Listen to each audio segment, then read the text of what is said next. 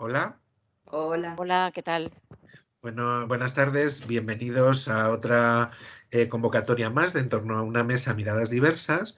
Hoy estamos con Marifé Brasal y Carmen Calvo, que trabajan en los CAT, en los Centros de Atención a Drogadicciones del Ayuntamiento de Madrid, y con las que llevamos, con los diferentes CAT, ahora nos hablarán ellos, una colaboración en el museo de varios años donde hacemos un programa articulado en torno a 4 sesiones. Hoy en la charla de esta mesa teníamos también invitadas a otras personas con las que llevamos colaborando en este ámbito varios años, como Carmen Garro o Marcina Mérida, pero que no se han podido sumar a esta charla en último momento porque ambas están con unas bajas médicas.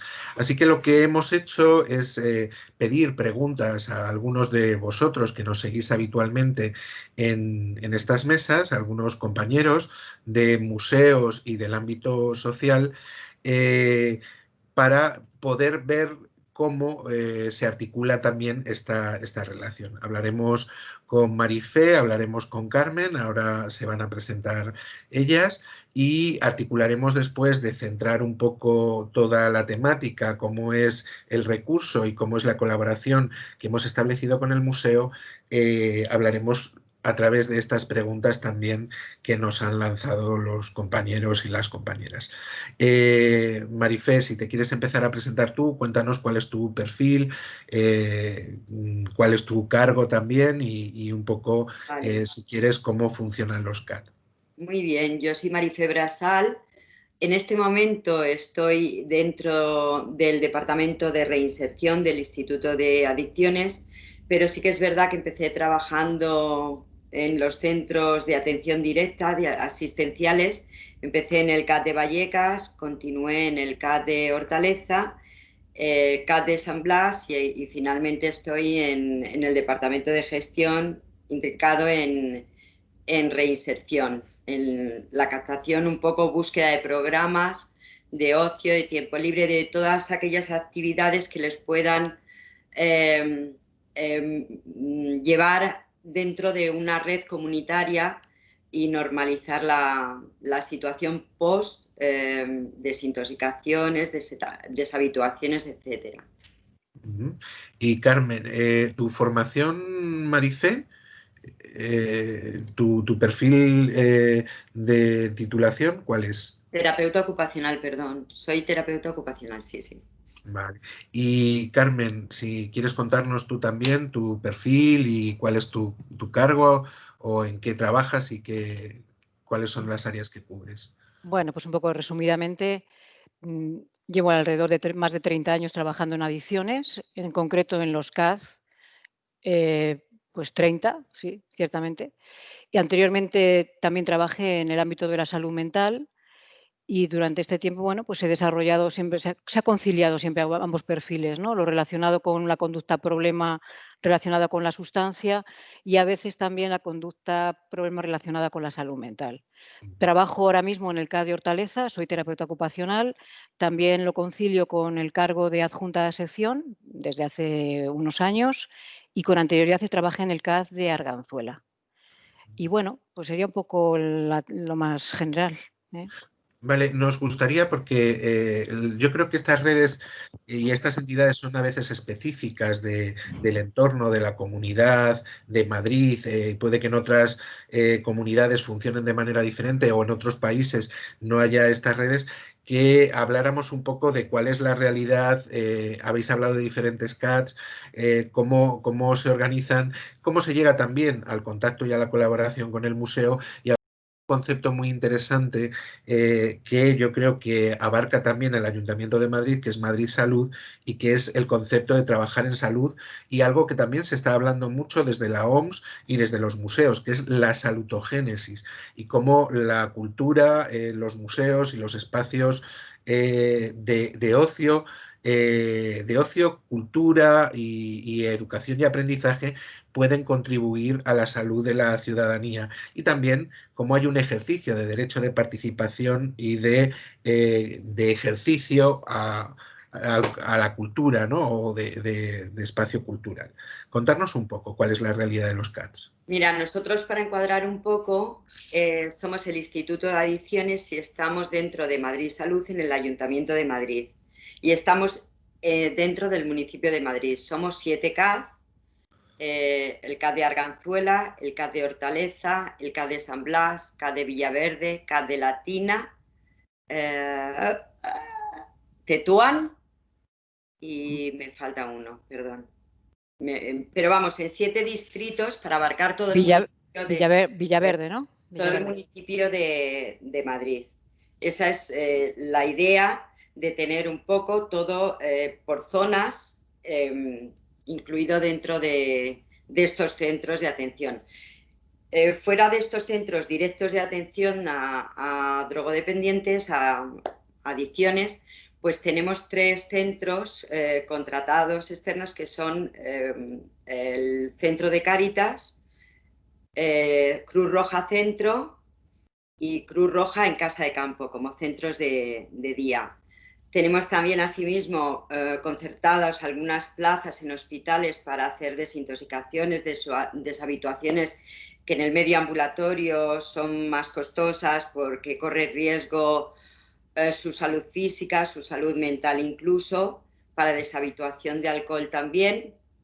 Y luego tenemos centros cerrados, que no carcelarios, como comunidades terapéuticas para hacer un procedimiento de primera fase de deshabituación y un poco de mantenimiento de la abstinencia. Y Carmen, no sé si me dejo algo más.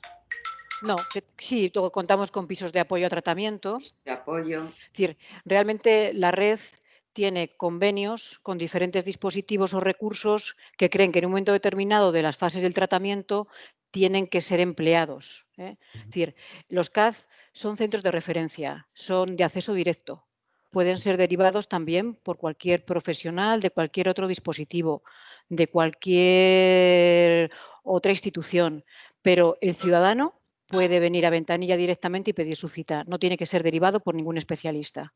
Entonces, una vez que acceden al centro, evidentemente sí que son valorados y explorados por un equipo multidisciplinar que está formado pues, por un psicólogo, un trabajador social, digo ya en femenino masculino, enfermero, enfermera, psicólogo, psicóloga, terapeuta ocupacional, quiero decir, entonces, en esa dinámica puede ser que el tratamiento pueda ser de índole ambulatoria, es decir, se definiría solamente con los propios recursos internos, tanto profesionales como estrategias terapéuticas que se desarrollan dentro del propio CAD, véase a través de grupos terapéuticos, en los que entraría todo un abanico, de un repertorio muy amplio, desde los grupos de terapia ocupacional, que es donde vamos a enclavar este programa con el que estamos trabajando con el museo, como otros grupos de carácter más psicoterapéutico, donde, bueno, pues luego ya cada profesional un poco desarrolla su metodología más ortodoxa, menos ortodoxa, en función también de su tendencia. Es decir, es verdad que no todos los usuarios que vienen a los centros se les puede hacer un abordaje ambulatorio, sino que como el proceso es largo, hablamos de una problemática de larga duración, en la que la motivación y la toma de conciencia del problema es la clave del pronóstico. Es decir, pues eso hace que, en definitiva, tengamos que, a veces necesitamos externos o de recursos de mayor contención. Y ahí es cuando lo que ha contado Marife, ¿no? Se convenian o nos coordinamos con otras asociaciones o con otros dispositivos que nos dan esos apoyos, véase a través de pisos terapéuticos de diferentes niveles. Unos son de apoyo a tratamiento, otros de reinserción, de autogestión en su momento, ¿verdad? Que ahora ya, bueno, ese ya no existe. O comunidades terapéuticas o desintoxicaciones hospitalarias, o en el caso de que sean concomitantes 2 tipos de patologías, van a centros de patología dual a nivel hospitalario. Bueno, es un repertorio más amplio, es decir, la red está dotada de ese tipo de apoyo. No sé si me estoy extendiendo demasiado. No, no, Carmen. En ese sentido, aunque no las tenemos aquí, yo creo que parte de esa red paralela que funciona también con vosotros y en las que tenéis contactos es asociaciones como Proyecto Hombre, que llevan también algunos recursos con los que colaboráis estrechamente, creo, en algunas en situaciones. y los CAID de la Comunidad de Madrid, ¿no? Eso. Son Que CAID... ellos. Bueno, son redes, es decir, evidentemente todas las redes están relacionadas y se intenta que estén lo máximo coordinadas, pero en definitiva tenemos, en este caso hay un centro en concreto, el CAIZ, que es el Centro de Cocaína, diríamos, una unidad de cocaína, que sí que es dependiente de la Comunidad de Madrid. Es decir, ahí hacen grandes esfuerzos lo que es el Ayuntamiento de Madrid como organización y la Comunidad de Madrid para encastrar, diríamos, sus propios recursos. Hay recursos que son exclusivos de unos y otros de otros, y luego compartimos plazas entre unos y otros que son exclusivos de unos y de otros, lo que decía antes. No son compartimentales, ni Bueno, se comparten. es una red amplia, por lo que veo, es una red en la que se lleva trabajando más de 30 años, como tú Ujú. decías, Sí, una red que se ha construido y que yo también sé que en la última crisis económica tuvo unos recortes correcto. fuertes, se vio muy cuestionada también, así que sois esta red ha sobrevivido Supervivientes, sí. sois los supervivientes, ¿no? Sí. Porque Sí. también se quiso medicalizar y psiquiatrizar todo el tratamiento y hubo una controversia muy, muy fuerte con todo ese intento de llevarlo hacia la psiquiatrización, ¿no? Y se defendió el trabajo que durante 30 años habíais Eso hecho, es. el apoyo de las Correcto. familias con vuestro Correcto. trabajo y cómo habíais trabajado en ese concepto de salud y de recuperación de la Correcto. narrativa, de la historia de vital de la persona, ¿no? Lo que me gustaría ahora es que me plantearais o que nos contarais un poco qué necesidades, quiénes son las personas que acuden a los centros, cuál es su perfil. Imagino que es múltiple y muy variado y también que pudiéramos hablar de qué contextos hacen que las personas lleguen a esas situaciones que imagino que de lo que hablaríamos ahí es más de una enfermedad social que de una enfermedad personal y hablaríamos también de una situación social emocional que lleva muchas veces a la persona a, eh, a caer en estas adicciones, ¿no? Mira, nosotros es multicausal el problema de la adicción. Desde luego tenemos desde pacientes que han empezado, lo habitual es que hayan empezado jovencitos en la adolescencia y bueno, pues han ido caminando con las adicciones, con las drogas hasta pues los 50, 60 años. Ahora sí que vamos, desde hace años se está trabajando, haciendo muchísimo hincapié dentro del programa de prevención, porque esto quizás no te lo hemos dicho, que tenemos como tres áreas que aunque trabajan entrelazadas entre ellas, pero sí que están cada una haciendo su aportación, su abordaje, su investigación, que es el área de prevención, asistencia como tal y reinserción. Y el área de prevención desde hace unos años sí que está muy centrada en esta prevención del consumo de drogas, del inicio del consumo en los adolescentes.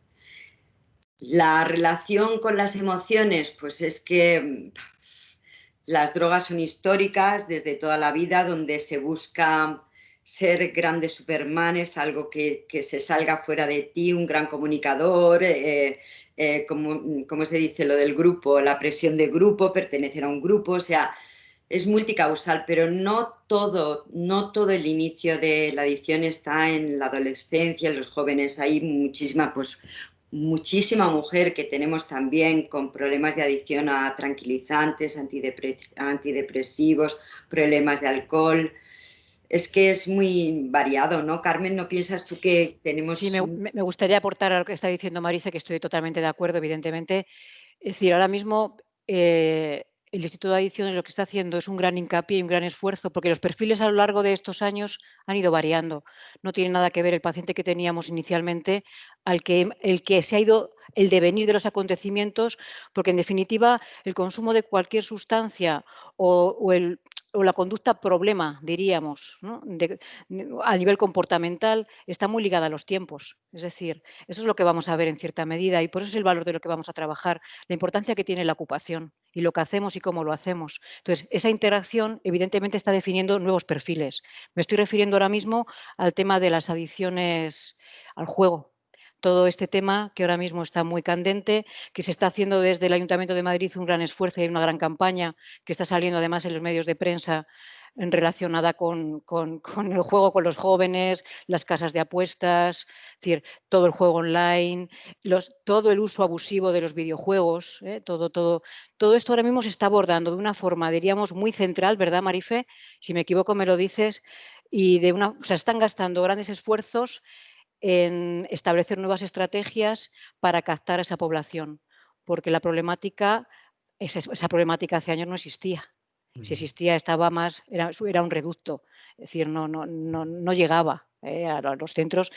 Son nuevos hábitos, son nuevos Claro. hábitos. Esto está muy centrado Son nuevos hábitos. en el área esta de prevención que os comentaba, sobre Ya todo. tenemos más o menos dibujado el panorama de cuál es la realidad de los recursos, la población a la que atendéis, más o menos hemos hablado de esas características.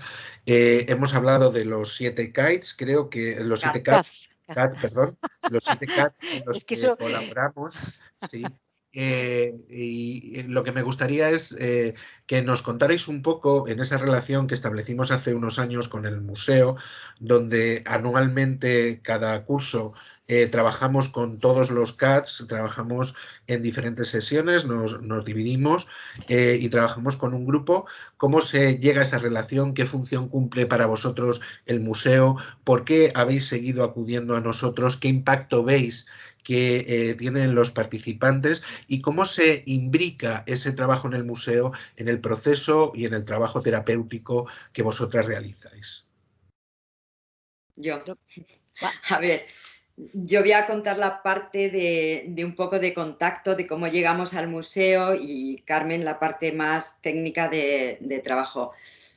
Una de las razones esenciales es tratar de afrontar y de llegar con nuestros pacientes a toda la red comunitaria de la mayor forma y la mejor forma posible. Esto no es muy fácil porque muchas veces no se sabe que existimos ni nosotros sabemos que existía. Sí sabíamos que existía el Thyssen, pero cómo llegamos a esta parte educativa no es fácil. No hay nada ni de nosotros a vosotros ni de vosotros a nosotros. Me refiero en este caso, como puedo hablar de los polideportivos, del Huerto del Retiro, que tenemos también ahí relación. Entonces, bueno, son cosas casuales que en el trabajo del día a día vas investigando por dónde pueden hacer aportaciones a nuestro instituto. Y bueno, pues llegamos así. La verdad es que la coordinación fue fácil por vuestra parte y llegamos a este acuerdo de organizarnos por sesiones. Y bueno, yo después de Carmen aportaré desde fuera el impacto que me supuso a mí misma como profesional el grupo con el Thyssen. Para mí Sí, fue un... antes de que Carmen nos cuente, también situar que entrasteis a través de las líneas de educación y acción social, a través del programa Hecho a Medida y bueno, pues muchos de la gente que nos ha ido siguiendo ya conoce el programa y sabe que en este programa lo que hacemos es un codiseño de las actividades con vosotros. Entonces, para nosotros lo básico era saber cuál era vuestra realidad y vuestras necesidades para poder adecuar el perfil de acción a vuestras personas, las personas con las que trabajáis y sobre todo a vuestra realidad de trabajo, ¿no? Algo que yo repito mucho, como dice Fiorini, en poder construir entre lo dado y lo posible, porque no todas las colaboraciones son articulables como una las piensa o las sueña, sino que, bueno, pues erais muchos recursos y había que adaptarse a toda esa posibilidad y construir algo que sirviera de manera que sirviera para todos esos 7 recursos de los que estamos hablando. Carmen, cuéntanos, perdona. Bueno, pues un poco cuando nos lo planteáis, es verdad que nos lo presentáis, estuvieron en nuestras reuniones. No sé, eso va en la esencia, es decir, cuando un paciente llega a nuestro centro, le podemos llamar paciente, usuario. Me gusta hacer esta apreciación porque sí que tengo la convicción de que cuando vamos al museo y hacemos lo que es una intervención grupal comunitaria en contexto comunitario, Es decir, el paciente ahí ya no es paciente, es usuario. Y eso es una evolución, ¿de Bueno, acuerdo? para mí incluso es participante o persona fuera de... Correcto, pero ese es el resultado final, ese es el trabajo, ¿eh? Por eso es un desenlace, es el desenlace. Realmente yo, desde el punto de vista, y yo creo que el resto de los terapeutas ocupacionales, yo voy a hablar en base a cómo yo lo he incorporado dentro de mi centro, dentro de mi programa de rehabilitación, de intervención y dentro de la fase de deshabituación, ¿eh? Cómo estoy empleando esta actividad. Entonces, para mí, cuando vamos al museo, realmente es una actividad finalista, es el resultante. Es la generalización de esa habituación que sistemáticamente el paciente ha ido trabajando aquí grupalmente, en grupos de terapia ocupacional a través de la actividad. Porque sí que me gustaría hacer un pequeño alegato, aunque sea muy pequeñito, pero como terapeutas ocupacionales mi instrumento terapéutico siempre va a ser la actividad. ¿Pero para qué? Para que derive en una ocupación. Ir al museo es una ocupación definida dentro de un área de desenvolvimiento personal donde cada paciente va identificando el concepto de ocio. Porque, en definitiva, la problemática que tienen nuestros pacientes, al margen de que consuman una sustancia o tengan un comportamiento abusivo de otro tipo de adicción comportamental, es que tienen que hacer modificaciones y tienen que hacer una deshabituación en la ocupación que está ligada a ese consumo. Y tienen que, de nuevo, instaurar todo una línea, un estilo de vida diferente donde, de nuevo, vayan revisando todas sus áreas de ocupación. El desempeño va a formar parte. Entonces, interiormente, dentro del centro, eso es lo que trabajamos a nivel grupal y a nivel individual. Y cuando se incorpora esta actividad, ese es el desenlace. Es donde yo, de verdad, el paciente experimenta que se convierte en un sujeto que interacciona en un entorno comunitario, se desposee, además tú lo has visto, Alberto, se desposeen, que eso es lo interesante, ese rol, ese estigma que uno tiene aquí, cuando entran por la puerta, en teoría son pacientes, cuando van al museo se convierten en usuarios. Es decir, el objetivo de un terapeuta es recuperar la identidad en la ocupación, que ellos reconozcan, identifiquen quiénes son, quién quieren ser, y para ser, eso está ligado con el hacer. Y el hacer es, pues, ¿cómo voy a emplear mi tiempo libre? Sí, Y luego tú facilitas todo ese terreno tú lo semillas bueno, haces un gran trabajo, ¿eh? Haces un una, gran una, trabajo. una ocupación significativa, además. Correcto, correcto. Y así es como se llama. Pero para ser significativa, el sujeto tiene que interaccionar, tiene que empezar a establecer en él sus propias dudas, sus propias discrepancias consigo mismo, con su vida, y empezar a tomar decisiones. Entonces, tú te conviertes en un elemento más que le genera pues, ¿dónde yo tengo la moneda? ¿Dónde va? ¿Hacia la derecha o hacia la izquierda? Tú eres un sumatorio, de esa nueva decisión de, efectivamente, pues si me encuentro bien en este espacio, si resulta que me reconozco en él, si resulta que cuando salgo de él me hace recordar otras cosas, si experimento nuevas sensaciones, porque también te diré una cosa, las personas que van a los grupos es una actividad indicada y es propositiva, es decir, ya están mínimamente trabajados. Cuando me refiero a trabajados, no es que yo nunca me he sentido en Han la hecho parte posesión. de su proceso, quieres decir. Correcto, correcto. Y ellos son los protagonistas de su proceso. Entonces, para mí, se convierten en un usuario, alguien que va a disfrutar de un entorno y que eso le normaliza, porque al final nuestro objetivo es normalizar, no es Mm. integrar, es Bueno, normalizar. Siempre han yo, estado integrados, ¿eh? yo creo que en el fondo, desde Y ahora sí una... que me he ido a las respuestas filosóficas No, que nos preguntan que nos van a no, preguntar. desde una terminología no específica de la profesión o del área, yo creo que de lo que estamos hablando es del ejercicio de participación y el derecho a la participación y la cultura dentro de la comunidad, de recuperar tu papel como elemento significativo de la comunidad social y en eso en el programa también cuando lo codiseñamos con vosotros tuvimos claros algunos elementos, ¿no? Y como en otras acciones vimos que era importante una cesión de rol y por eso hablamos de prolongarlo durante 4 sesiones. 4 sesiones en la que la primera, corregirme si me equivoco, lo que hacemos es entender qué es el museo, el contexto, familiarizarnos con el lugar. En la segunda hablamos de cómo el museo nos puede servir transversalmente para tocar muchas cuestiones de narrativa personal y de propia vida, ¿no? Y trabajamos con un concepto como la crisis, que es un concepto amplio, y abordamos las crisis en el arte y en el mundo entre el periodo de entreguerras, y todo lo que sucede a través del arte, que muchas veces la persona identifica también con vivencias personales. Y en la tercera son ellos los que nos proponen el tema que quieren trabajar. Nos lo proponéis por CATS, y cada obra de esa visita se elige por los propios participantes, cuando en una última visita, el que dentro de esos grupos, el que quiera, que le apetezca, va a ser el que elija tema y el que exponga ante todo el grupo la obra y nos plantee unas cuestiones. Se van a convertir en guías. Van a pasar de visitante a adquirir ese rol de guía, conductor de la actividad. Lo que les proponemos también, o lo que proponemos a las personas, no solo, esta es un trabajo que no hacemos solo con vosotros, sino que lo trabajamos con otras entidades y con otras realidades y con otras comunidades, ¿no? Ese proceso de pasar de ser un receptor a ser una persona que construye, y que construye para el grupo y que construye para otros. Cuando hablamos de proceso significativo, creo que eso es importante también, ¿no?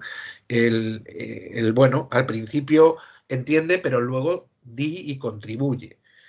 Creo que es una experiencia pequeñita, porque lo hacemos en 4 sesiones, pero es una experiencia potente también, ¿no? Porque en poco tiempo hace que la persona asuma un rol durante esa actividad y sea consciente de que él lo lleva.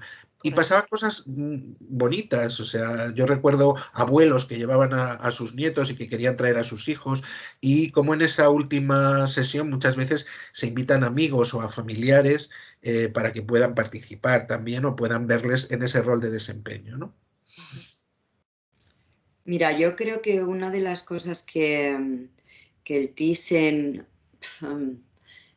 tiene algo diferente desde mi punto de vista, es que si en general la cultura, las artes, todo lo que pueda ofrecer Madrid, muchas veces a muchos de ellos se les escapa, piensan que no son o merecedores ni tan siquiera de ello.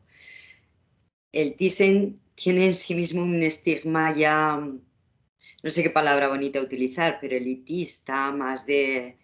Y entonces la posibilidad de llegar al Thyssen, porque yo creo que las primeras sesiones son muy de impacto, de acceder ellos al Thyssen. Incluso se ven en otro estilismo, vestidos en otro mundo. Y llegar allí y armonizar, mira, el detalle de las sillas es una bobada probablemente, pero les hace muy partícipes con las sillas, que recojan sus chaquetas, que se puedan sentar delante, en torno a un cuadro.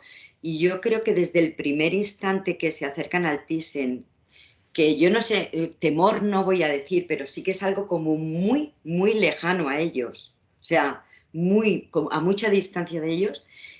Y yo creo que desde el momento en el que se sientan en torno a un cuadro con esas sillas, me empiezan a formar parte de él, lo digo sinceramente, ¿eh? Se les ve en una comodidad absoluta. Lo que Bueno, yo he vivido muy desde fuera. hablamos del escenario, hablamos de la belleza, hablamos de la Total, participación y hablamos de no sentirse excluido, ¿no? totalmente. Yo creo Yo, que un escenario de belleza, un escenario de importancia, lo que debe ser es extensible a toda la comunidad. Ya no hablo solo de vuestro trabajo, sino de todas las comunidades que están fuera. Esa belleza debería ser un espejo de todos, y debería ser, si hemos decidido que eso es algo que merece la pena preservar, es porque nosotros como seres humanos tenemos esa belleza que preservar. Y esa belleza que vemos es nuestra propia belleza. Yo creo que el arte funciona así, y funciona no como un espejo de élites, sino como un espejo de comunidad, un espejo de sociedad. Evidentemente esa contradicción, como en todos los aspectos de la vida, la tenemos, y esa tensión también es algo con lo que vivimos, y también habría que hablar de cómo abordamos el museo como espacio de ocio, que es completamente normal, pero yo creo que el museo, el arte y la cultura pueden ejercer un papel fuera ya del de mero consumo, que el consumo a veces es una adicción más, el consumir sin saber lo que consumes. Creo que la función del museo debe ser también educar a la gente o abrir las posibilidades y sobre todo ceder los roles, el espacio para que la propia sociedad nos diga qué debe ser el museo, ¿no?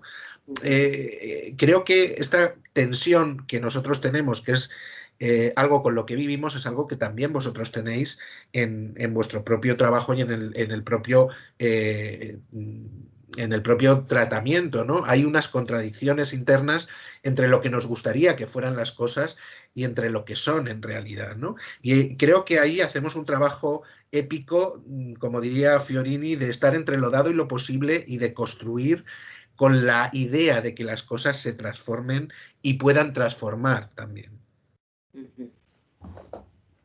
No, estoy totalmente de acuerdo. Quiero decir, al final, en definitiva, lo que nos proporciona, bueno, lo que les proporciona el museo a nuestros usuarios es el compromiso en la participación. Es decir, creer que son parte de esa participación y que pueden hacerlo. El contexto, esa interacción que se establece, eso es lo que les hace a ellos, de nuevo, recuperar esa seguridad, esa creencia en sí mismos. Y es verdad que es una situación puntual, pero es un sumatorio. Esto es un sumatorio. O sea, yo no lo veo como una historia aislada. El museo no es una visita aislada. Es una vivencia experiencial, no me sale bien, donde a través de los trabajos previos que también ellos llevan realizando, porque ellos es verdad que van muy permeables, ¿eh? Es decir, van porosos.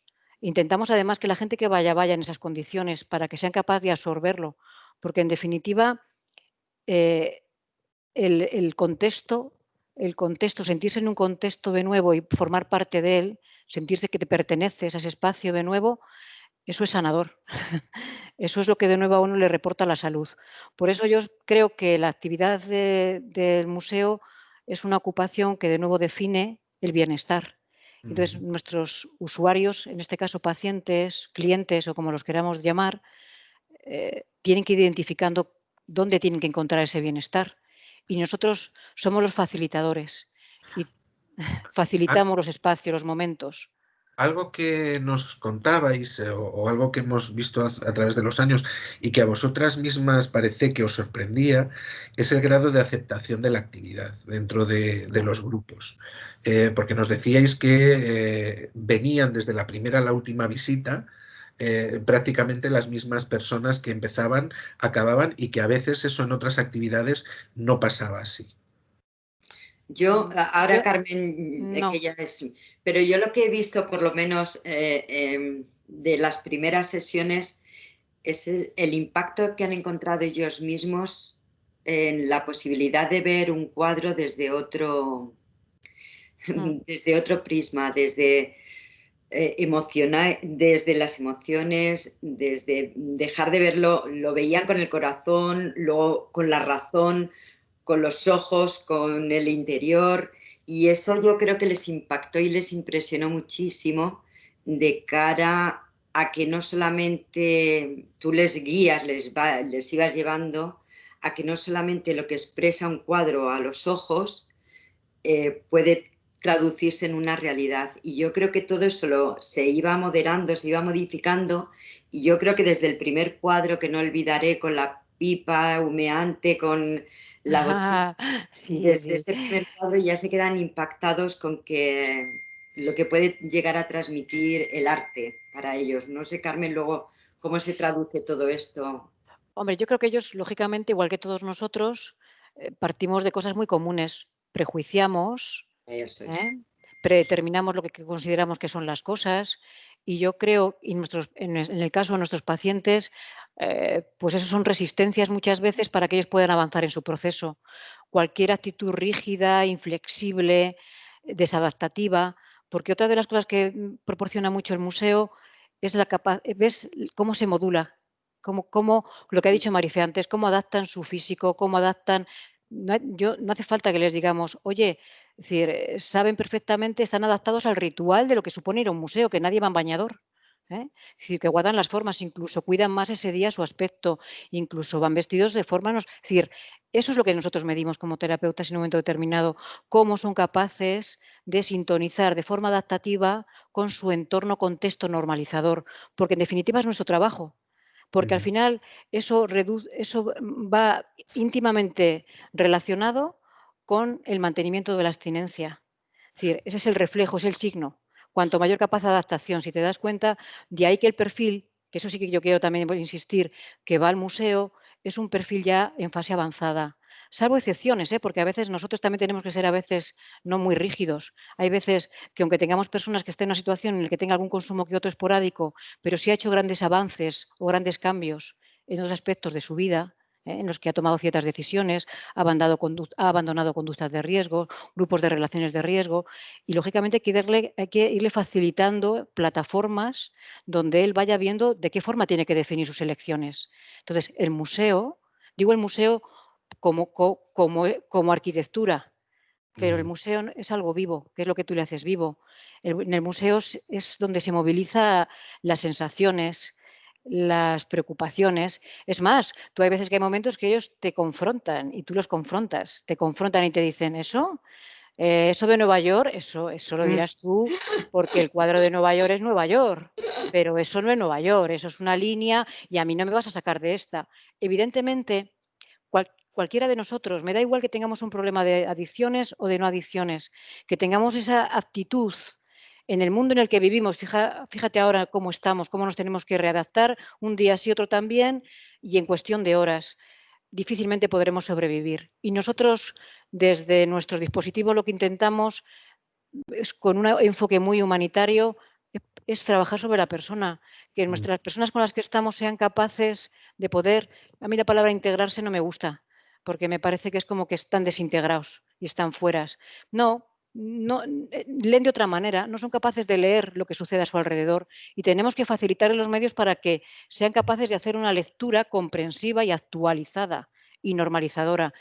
Y yo creo que el contexto del Thyssen, que como dice Marife, incluso es una elitista, no es igual que el Museo del Ejército. Un ejemplo, tiene connotaciones diferentes, todavía hace que todo eso, si estamos en un momento en el que nuestro paciente usuario está en un proceso de elaboración, de maduración, de discrepar consigo mismo, de que tiene que modificar sus hábitos, porque los problemas de drogas no es más que eso, y nada menos. Hacer una nueva habituación en la ocupación a todos los niveles, desde las actividades más básicas hasta las más complejas, que es la de la participación social, que es en la que estamos en este momento. Yo creo que incides mucho en esto, pero para mí hay algo, luego te pregunto porque parecía que estabas en desacuerdo con algo que habíamos hablado antes y no lo has podido desarrollar.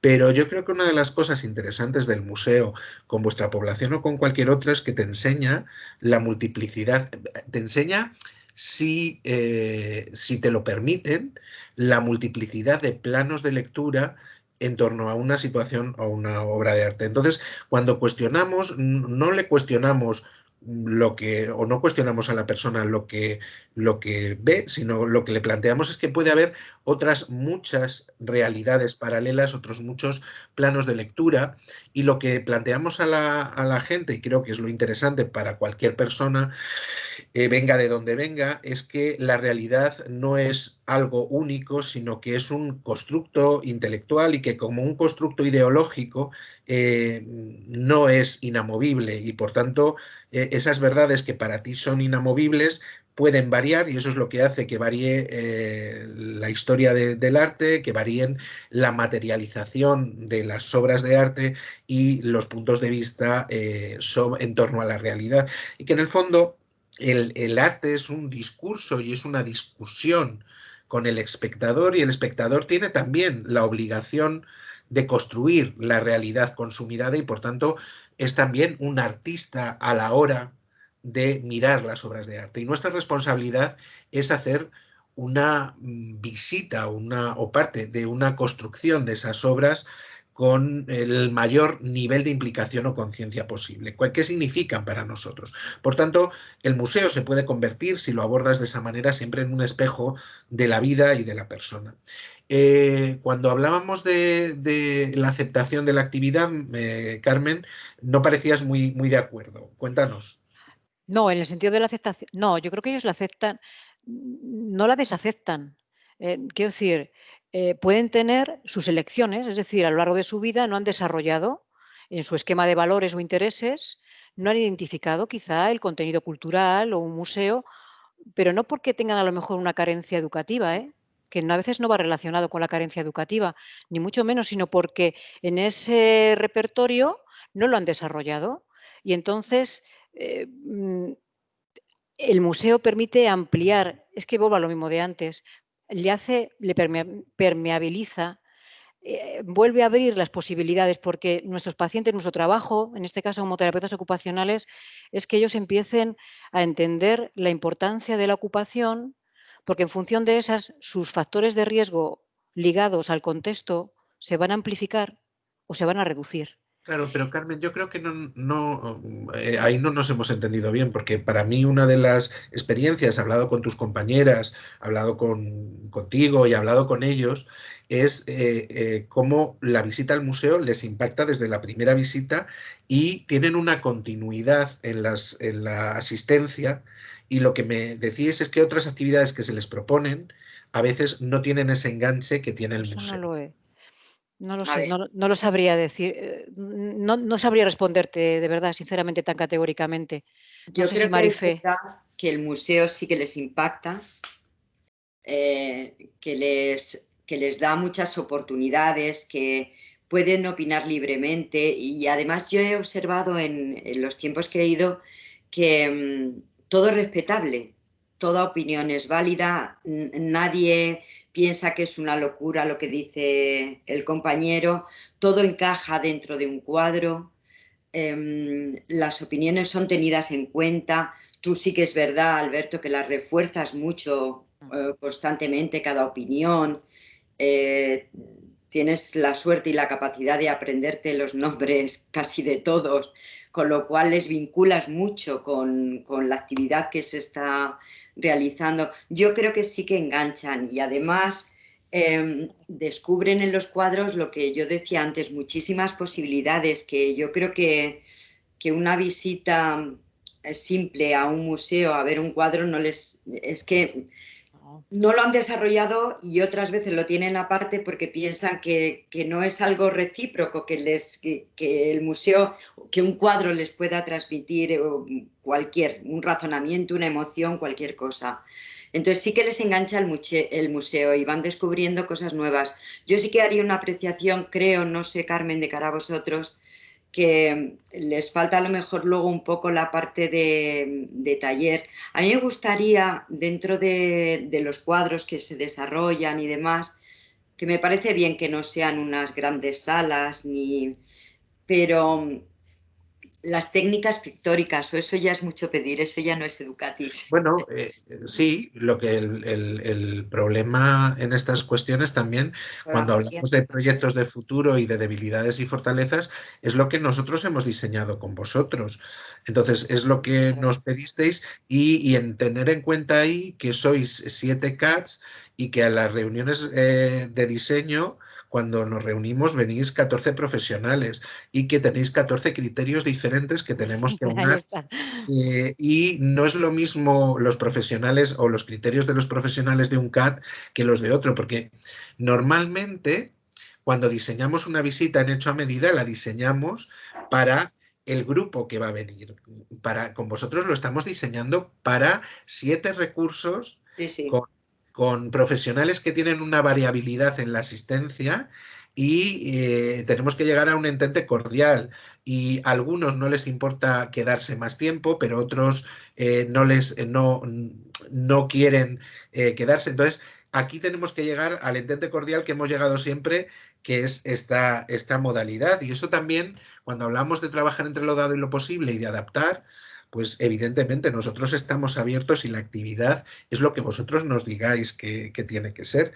Pero pero tiene que haber un criterio Ya. de acuerdo. Por eso creo que es interesante también, Carmen, que yo he hablado cosas con compañeras tuyas Ya, y que de repente a ti lo que me cuentan algunas de tus compañeras te sorprende a mí o sí. no estás, es como, pues esto no es así. Por eso No lo también sé. era interesante que hubieran estado Carmen Garro o Claro, Marcela claro. para hablarnos del trabajo con otros recursos, de otras realidades. No han podido estar y os comentaba que habíamos planteado una serie de preguntas a personas del entorno que han querido lanzaros estas preguntas sobre vuestro trabajo. Si queréis, o las vamos leyendo y vais contestando en la medida que podáis y que Sí. sea posible. ¿Vale? Venga, vale, vale. Pues tenemos Miguel Ángel Hernández Manchado, que lleva un programa de radio que es Rompiendo Techos de Cristal, que es trabajador social, nos pregunta si la vivencia experiencial en el museo con las técnicas artísticas, con los talleres que nosotros os los lanzamos para que los hagáis porque no tenemos tiempo a hacer ese taller técnico, pero sí hablamos de la experiencia y esa experiencia de cesión de liderazgo puede reforzar la terapia o los procesos terapéuticos en la fase de deshabituación de una adicción. ¿Y cómo articular esa contribución a la terapia? Que yo creo que un poco ya lo habéis Hemos contestado. contestado.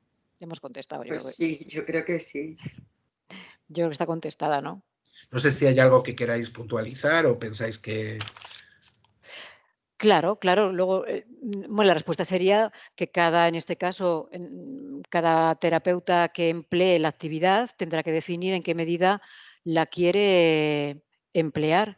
Si la está utilizando como un medio, como un instrumento a través del cual ejercita o ejerce o entrena diferentes habilidades o destrezas, véase emocionales, cognitivas, de comunicación, de participación, perceptivas, es decir, cómo las quiere integrar, si se va a centrar o las va a integrar absolutamente todas, porque es verdad que en esta visión holística que tenemos, es decir, como trabajamos con un sujeto o con una persona, a veces no podemos parcelar de forma mecanicista el trabajo, ¿eh? Entonces, otra cosa es lo que hablaba antes, que dentro de ese proceso de deshabituación, es decir, uno emplee esta actividad ya como el final, el colofón, es decir, la generalización de todo ese aprendizaje. Y entonces ya realmente uno lo define como una ocupación. Es decir, cómo emplear o cómo usar mi tiempo libre y empezar a identificar si yo nunca he tenido en cuenta mis intereses y no sé lo que es el concepto ocio aplicado a mi problemática.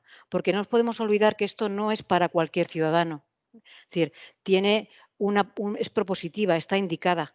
Es decir, tiene un porqué y un para qué. Entonces, si yo evidentemente estoy con un objetivo personal de que tengo que empezar a identificar actividades para ocupar en el tiempo libre y posteriormente de esas explorar y elegir cuál sería de ocio, pues sí que evidentemente la aplicaría como una actividad finalista, ir a las sesiones que vamos Claro, contigo. No sé yo, si yo me yo explico o no, es que no Yo lo lo que sé. estoy de acuerdo contigo, y ahí creo que es interesante porque podemos debatir, es que igual que tú hablas de ocupación significativa, yo el concepto de ocio, para mí hay que dividirlo, porque hay un ocio que es un ocio absolutamente vacuo y vacío y hay un ocio que es significativo. Y ambos son Válido. perfectamente Correcto. válidos, pero creo que sí que hay una tendencia a un ocio y sobre todo en la visita al museo, a no entender Inconsciente, para un qué ocio te puede. inconsciente. Si nosotros lo que trabajamos, perdóname Alberto que te cuente, es la selección consciente, es decir, el empleo de una rutina consciente, porque estamos hablando que nosotros estamos con pacientes, ¿de acuerdo? Es decir, personas que tienen problemáticas, sufren trastornos del tipo que estamos hablando, adictivo. Entonces, estamos empleando esta herramienta con un valor terapéutico. Es verdad que a medida que utilizamos más el contexto, que ese es el valor del museo, se va invirtiendo. Es decir, se va desdibujando nuestro papel. Yo cuando vamos al museo, el papel del terapeuta ocupacional en este caso, o de cualquier otro profesional que esté acompañando en esa actividad, tiene que quedar desdibujado completamente, porque habremos alcanzado el objetivo. Porque el objetivo es que el paciente allí sea el usuario e interaccione contigo. Es decir, Bueno, viviendo una experiencia en la cual de nuevo refuerza y tú le refuerzas. en todo momento.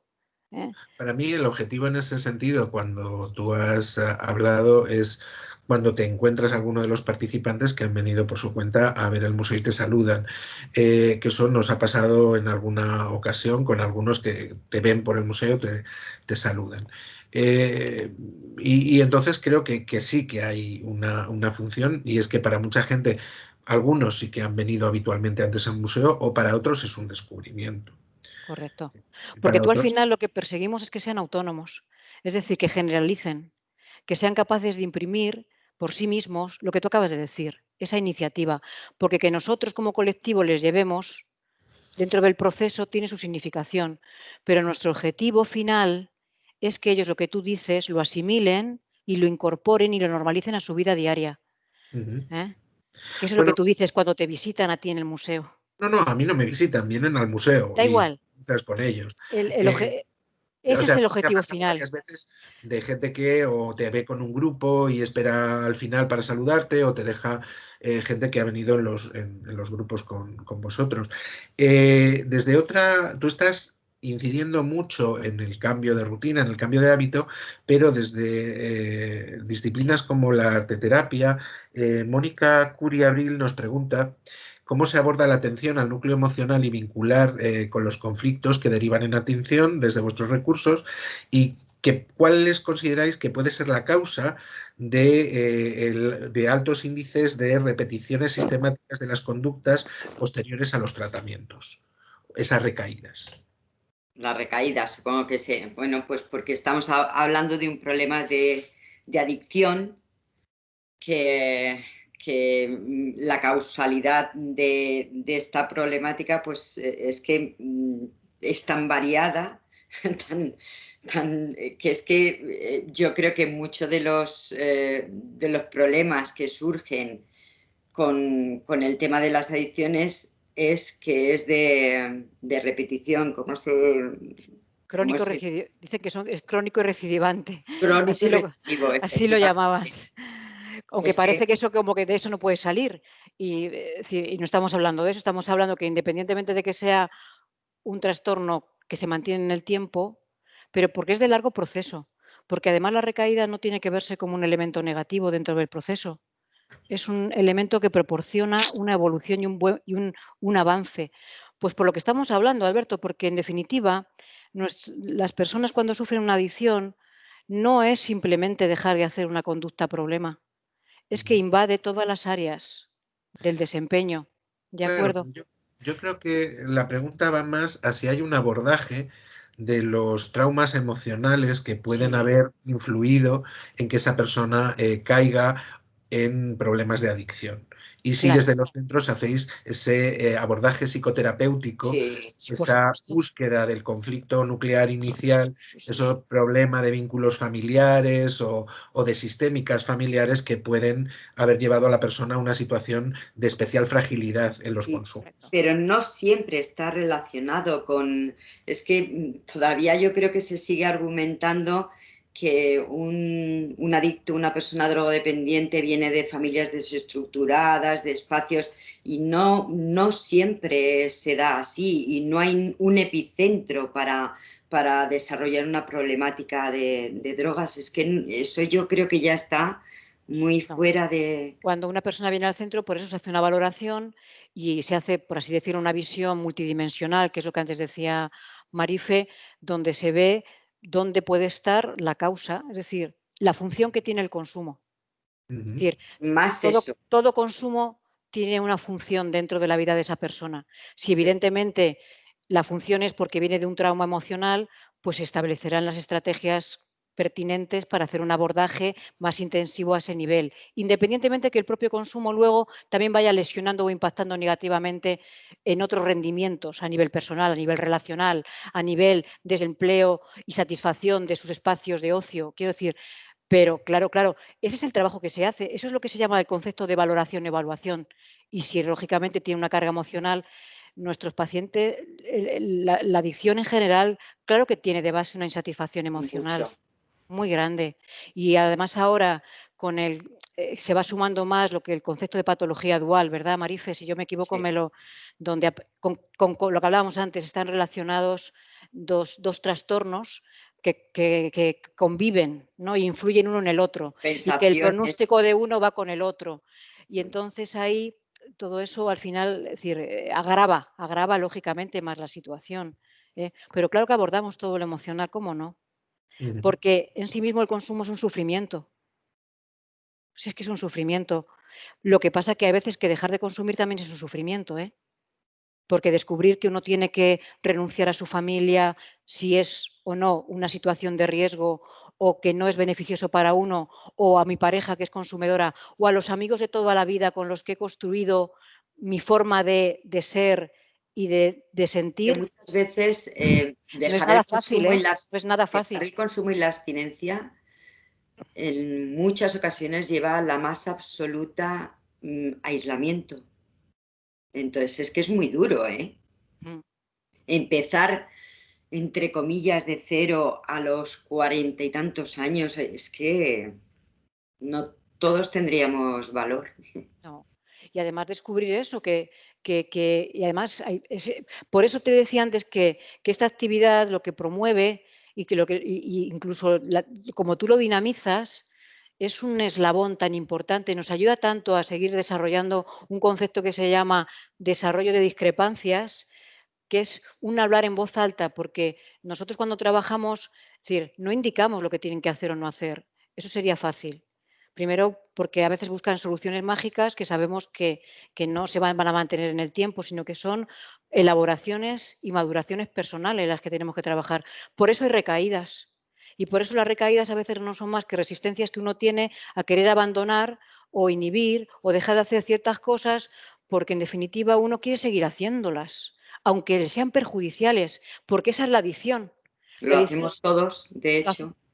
la adicción se caracteriza porque dice repetir una conducta que perjudica. Eso es uno de los ítems que además se considera que uno tiene una dependencia del tipo que sea. Entonces, dejar de hacerlo, aunque desde fuera parezca que uno tiene que dejar de hacerlo y que se está destruyendo, por eso es tan doloroso y sobre todo para las familias que Bueno, ven cómo se destruyen su propio hijo, su propio marido, es decir, es muy doloroso. Pues yo bueno, creo que es de las cosas más dolorosas que hay, ¿eh? yo La creo que adicción. ahí sí que podríais llegar a un entente con la pregunta, porque creo que es importante también investigar en qué beneficios puede encontrar la persona en castigarse o en castigarse de esa manera, porque al final la adicción no deja de ser, aunque tenga un beneficio, un castigo, y es una manera de la persona de compensar algo, de compensar una Totalmente. carencia, un Totalmente. sufrimiento. Y yo creo que la pregunta iba por ahí. Sis Carrigo Pons, nos pregunta si durante esta situación ha cambiado el tipo, y me parece una pregunta muy interesante, durante la situación de pandemia que tenemos, no hemos abordado, igual si tenemos tiempo luego hablaremos de cuál es nuestra situación en el momento actual y cuál es la posibilidad de futuro de estas colaboraciones.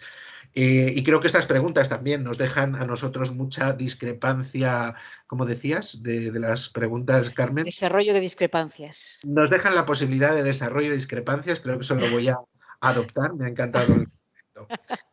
Durante esta situación ha cambiado el tipo de adicciones que estáis abordando desde los centros y si se han agravado las situaciones personales de las personas que atendéis y si han aparecido nuevas sintomatologías en la población. Marife, te lo dejo. Pues, a ver, a nosotros los datos, porque no nos ha dado, estamos recogiendo la última memoria, pero los datos que tenemos es que la población sin techo, población de calle, sí que ha aumentado, que eso es un hándicap y un problema añadido porque nos hemos encontrado con casos de PCRs positivas y sin posibilidad de ubicarlos en ningún sitio. Hemos tenido que tirar del SAMUR social porque los albergues colapsados, yo creo que es una de las cosas que ha aumentado mucho el tema del alcohol y yo, Carmen, especialmente no me he encontrado con otro tipo de modificación a nivel de adicciones, Nosotros la verdad que hemos mantenido todos los CAC, ¿verdad? hablo de todos los CAC, en general, hemos intentado mantener un contacto directo con todos nuestros pacientes. En unos primeros momentos más de desconcierto, sobre todo eran intervenciones más de nivel telefónico. Ahora diríamos que tenemos yo diría que casi a un 100%, pero mayoritariamente ya presencial. Sí que había gente que diríamos que el confinamiento le ha redescubierto, incluso gente que puso en práctica todo el aprendizaje de lo que hablábamos antes, cosas que uno sabe que tiene que hacer, que tiene que cambiar, pero que no quiere decidir porque tiene que renunciar a otras, aun sabiendo que me viene bien, pero como el contexto era limitado y como su riesgo estaba en la interacción con el contexto, cuando le limitaron el contexto, oye, le sirvió de protección. Es una situación irreal, evidentemente, porque no vivimos encerrados. Nosotros somos seres sociales. ¿Eh? A otros, por el contrario, si tenía mucha conflictiva dentro de su medio familiar o en su entorno familiar, ha incrementado el consumo. Claro que sí. Claro que generó incrementos de consumo. Y luego, en general, pues yo a eso, yo es que hasta me voy a sumar yo, personalmente. Yo creo que toda esta situación es un desconcierto para todos y nos está a nosotros mismos viviendo experiencias pues no gratas a nivel mental, ¿no? De desconcierto, de incertidumbre, de desasosiego, diría yo, fíjate. Y eso nuestros pacientes lo tienen, Pero lo yo creo tienen. que la respuesta de los pacientes en cuanto a las adicciones, el aumento, el cambio, yo creo que se ha mantenido sin No, alarmas. Ujú. sí, no ha aumentado, no. Eh, vale, es interesante lo que nos planteas y nos planteas un panorama, porque nosotros durante esta pandemia sí que hemos interrumpido esta actividad, no la hemos materializado, primero porque vuestra urgencia era Ya. llegar a esos pacientes y por lo que tú también nos contabas de que tal como la hemos articulado en esta construcción, era una experiencia finalista, no era Correcto. una parte nuclear. Pero sí que nos dibujáis un panorama con lo que nos contáis interesante para replantear cómo retomar la actividad con el museo y cuál debe ser la línea y si hay que replantear lo que hemos hecho hasta ahora, que yo creo que una de las cosas interesantes que nos está dejando la pandemia es que tenemos que repensarnos y Ujú. repensar esas colaboraciones y repensar si seguimos trabajando en esa línea donde trabajamos todos los CAT o trabajamos de manera individual con cada uno de vosotros pudiendo organizar los talleres Ujú. que hablábamos de trabajo.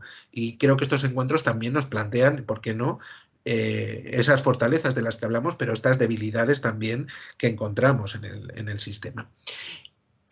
Un panorama que nos dibujáis y que a mí me preocupa especialmente es el del aumento de la población sin hogar, es el de la tensión que viene delante, porque creo que lo peor de esta pandemia no lo hemos visto, sino que va a estar entre el año 21 y el 25 con los niveles de endeudamiento global que hay y los niveles de pobreza a los que nos Sí. vamos a tener que enfrentar y los niveles de ansiedad, ¿no? Que no sabemos hasta qué punto nos van a afectar a los que estamos hablando también, pero que desde lo social y lo cultural tenemos que tejer redes para trabajar en pro común y en cuestión de un pro social, porque creo que de lo que estamos hablando ya no es de algo que nos vaya a afectar o trabajar por redes como estamos, sino que es algo en lo que vamos a tener que dar respuesta a toda la sociedad, porque creo que el tejido Sí, se va a esto va a ver ser un mal común. Sí, sí, y sí, sí, que tenemos que, tristemente. creo que este es un tiempo y creo que por eso están creciendo estas webinars en el que se nos está dando el tiempo de repensar el futuro, ¿no? Y de repensar un futuro complicado que se nos presenta por lo menos durante la siguiente década. Entonces, bueno, Fíjate, yo, es decir, me estaba acordando ahora mismo, tengo una especie de veleda donde con un calendario y estaba programada las sesiones en marzo que sí, teníamos. Y hay pacientes que cuando los veo, ellos salen, lo miran, porque se ve, bueno, pues son curiosos. Hay pacientes curiosos, o sea, que se fijan en las cosas que uno tiene puesto en la pared. Y siempre me dice, jo, Carmen, fíjate, no pudimos ir a lo del Thyssen. Quiero decir, eh, pues es una visión de sentir que han perdido cosas y hombre, todos hemos perdido. Y entonces, a mí eso lo que me dice es que esa persona está en una línea, a mí me gusta la palabra Sí, sí, de normalización, sí. mm, de que está en este mundo, que está en el contacto, que es lo que nosotros queremos, que sintonicen, que expresen, que estén motivados a entender y a seguir como no sé, viviendo, sufriendo, pero compartiendo. Entonces, quiero decirte que, bueno, pues en la misma línea tenemos que seguir, no nos queda otra, Claro, no nos igual queda otra. estos medios telemáticos nos permiten retomar, tendríamos que abordar y ver, igual que con otros públicos lo estamos haciendo y lo hemos hecho desde el principio, a través del WhatsApp o a través de videoconferencia o videoactividad, cómo podemos hacerlo. Juan Sandoval, desde Murcia, nos pregunta que de qué forma el marco educativo del museo, en unión al espacio terapéutico, ayuda en la identificación de los problemas y puede ser un elemento de empatía, de esperanza o de cambio de modelo. Pues yo creo que también se lo hemos respondido, pero bueno, a ver, ¿cómo lo podemos sintetizar? Claro, porque de nuevo es ese contexto donde uno deja de ser y se convierte en uno más, Ujú. que es lo que queremos todos, ¿no? Todos no queremos que nos etiqueten, que nos digan quiénes somos, sino que allí eres un visitante, alguien que va a disfrutar de una experiencia y además una experiencia muy sorpresiva, porque yo no sé, Marife, pero yo no les cuento lo que van a ver. Yo quiero que se impacten. Claro, y cuando Yo, vives la parte, porque hablamos mucho de esa experiencia, cuando hablamos de esa parte final de la actividad tal como la diseñamos con vosotros, Eso es. en las que ellos toman el liderazgo, ¿cómo vives eso? eso, nada, ellos un poco se explora con ellos en ese compartir, es decir, en ese protagonismo, porque en esta actividad el paciente adquiere su protagonismo máximo, ¿de Claro, acuerdo? creo que es interesante que te pase Yo eso porque delego evidentemente absolutamente. para ti Es es más, paciente, yo le para nosotros digo, es público.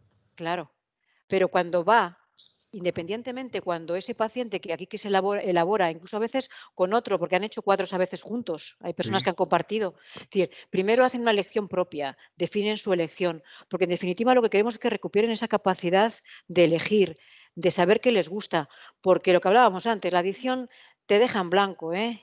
Te deja en blanco.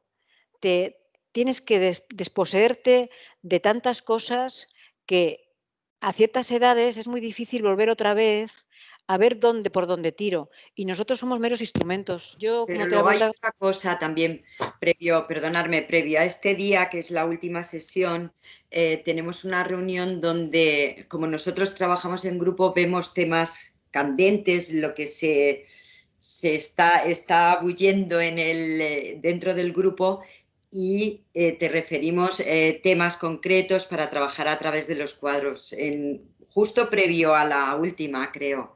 Trabajamos con esos emergentes. sí, sí, sí, sí, claro. Pero ellos cuando eligen el cuadro, es más, hay veces que tú nos dices, oye, la galería, mirarlo por internet. No, Sí. no, no. No es nada directivo. Tienen las 4 claves que se les da y tienes que desarrollar la idea.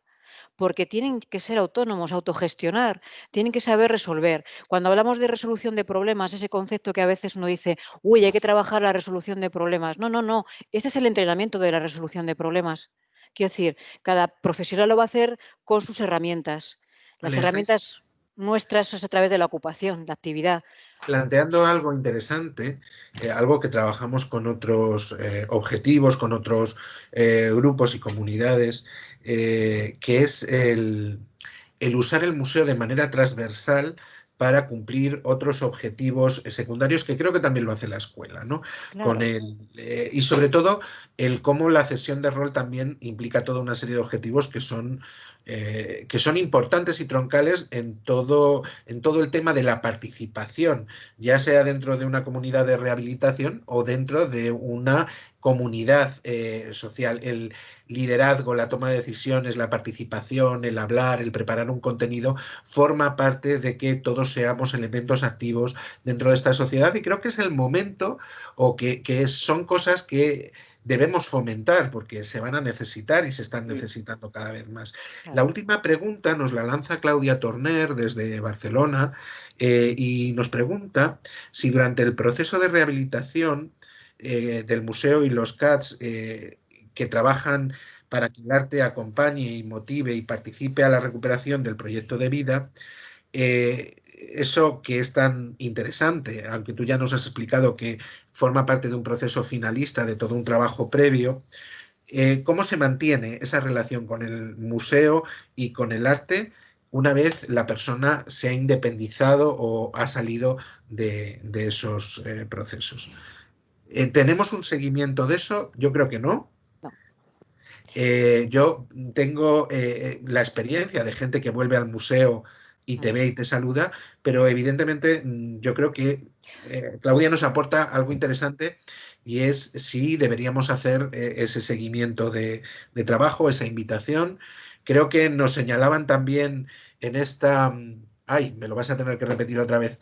Desarrollo de discrepancias. Este desarrollo de discrepancias nos plantean estas preguntas, muchas cuestiones de cómo podemos abordar el trabajo que hemos hecho en el museo y cómo seguirlo haciendo, ¿no?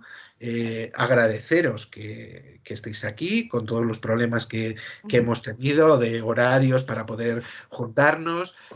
Agradecerles también a Carmen Garro y a Marcina Mérida de Proyecto Hombre y de los CAI, del CAI de o del CAI Móstoles creo que es, que lo hayan intentado pero que su baja no se lo ha permitido. Agradecer a todas las personas que han participado con sus preguntas y emplazaros a que sigamos construyendo esta red en la que llevamos ya años en pro de la salud del entorno del museo, a que sigáis utilizándonos y a que sigamos en esa, me lo voy a tener que aprender. Desarrollo de discrepancias. En ese desarrollo de discrepancias para construir nuestras colaboraciones en el futuro. Muy bien. Pues Te nada, agradecemos mucho. Sí, pues muchas gracias al museo, a ti concretamente, Alberto, Carmen, y bueno, pues a seguir colaborando y trabajando juntos, ¿no? No sé, te invitamos a que un día visites un CAZ. Sí, Nos sería bueno. gustaría que conocieras un poco, cuando ya estemos funcionando con cierta normalidad, porque hasta nosotros mismos nos sentimos extraños en nuestro propio centro, porque tenemos que eso, yo diría que estamos ciertamente mutilados o mutiladas. Es verdad. Porque los grupos se hacen, bueno, muy restringidos o ahora mismo no se pueden ni realizar, ¿no? Según los momentos. Pero me gustaría que vinieras, Claro, que elijas el que quieras y te vienes. yo encantado. Siempre hemos hecho ese movimiento desde los No, CAT al museo, sí, pero nos falta que vengas ir. tú a nosotros. Claro, yo os acepto la invitación y que veamos nuevos planteamientos. También quizá vamos a recordar que plantear para 7 entidades, igual hay que hacer un planteamiento más individual, no lo sé, pero vamos a plantear este futuro, vamos a ver cómo le damos continuidad. Pues Porque fíjate, ya para despedir, porque yo creo que tenemos que romper con los estereotipos, Alberto. Tenemos que romper con los estereotipos. Es decir, yo creo que cuando uno espera que va un grupo de pacientes de un CAZ, espera a un perfil concreto. Es verdad que también ese perfil existe, ¿eh? Y es igualmente digno, o sea, no, pero en un CAZ hay una variedad de personas de toda condición, de toda índole, de toda edad. Es decir, que este perfil de drogodependiente, que además nosotros ya no nos llamamos ni siquiera centro de drogodependencias, nos llamamos centros de adicciones, porque esto ha ido transformándose. O sea, la adicción ya va teniendo otro tipo de comportamientos. Entonces, ante todo este estereotipo, creo que hay que romper con él, pero desde dentro y desde fuera. Porque desde- seguramente tú esperarías un perfil muy diferente al que a veces te has encontrado, no, ¿no? y ahí, Ahora ya no, te voy a ahí hacer la tenemos. pregunta, Es ¿no? que para mí cuando vengáis de centro penitenciario, vengáis de centro de adicciones, vengáis del centro de mayores o vengáis Salud mental. de salud mental o de la asociación Carmen Calvo de señoras de Serrano, eh, yo lo que veo son igual personas, ¿no? Y son personas que vienen al museo y con las que vamos a hablar. Yo con los que gestiono el contexto terapéutico y el contexto de abordaje y el diseño de actividad es con vosotros desde el ámbito profesional, pero desde el momento que entran por la puerta yo tengo un objetivo y tengo unas líneas de trabajo que hemos hablado con vosotros, tanto yo como mis compañeros del área de educación, y lo que abordamos es un grupo de visitantes. Y es que y creo que nuestra ambición es que en el museo estén todas las voces representadas, todas las comunidades, y desde la idea de lo social, es que vosotros sois una comunidad terapéutica, pero hay otras múltiples comunidades con las que se trabaja también y que generan una trama que son esa trama social, ¿no? Y fuera de que vosotros los atendéis dentro de un centro por unas características, es lo que tú hablas, las personas somos diferentes. Igual que los niños que están en un aula son diferentes, y creo que, aunque está bien trabajar por grupos, creo que hay que ir rompiendo esas segregaciones para trabajar en una sociedad en equidad. O sea, el que por un momento de tu vida hayas estado trabajando o participando en un CAT no es una etiqueta que vayas a llevar de por vida.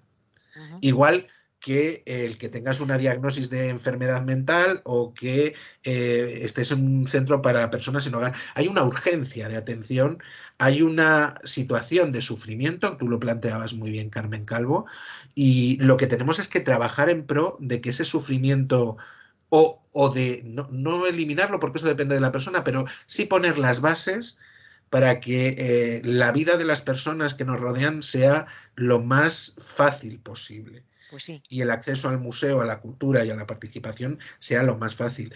Entonces, creo que el desarrollo de estas redes es lo que promueve. Y además creo que es interesante porque son redes que hacen que lo público dé un servicio público, y además las colaboraciones que hacemos tienen un coste cero. O sea, colaborar con el entorno comunitario es cuestión de buena voluntad de los participantes y de los profesionales. Y creo que esas redes comunitarias, los espacios autogestionados, muchas veces nos lo enseñan fuera de lo oficial también, es que la gente, hablábamos de que el ser humano es un animal social, de que la gente colabora. Y creo que eso, por ejemplo, en América Latina, en muchos ámbitos, nos llevan años de ventaja, ¿no? Sí.